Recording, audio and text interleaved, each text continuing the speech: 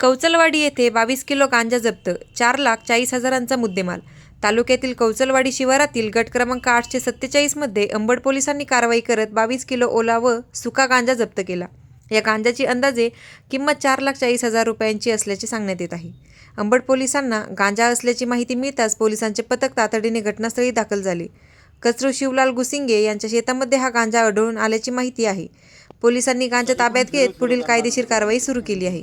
ही कारवाई पोलीस निरीक्षक संतोष घोडके यांच्या मार्गदर्शनाखाली PSI Bhagwan Narode, PSI Adinath Dhakane, ASI Radhakisan Harkal, police हवालदार बाबा डमाळे कांगणे, नवनाथ राऊत, पोलीस शिपाई अरुण मुंडे, महिला पोलीस शिपाई कांदे, तुकाराम मदन आणि चव्हाण यांनी केली.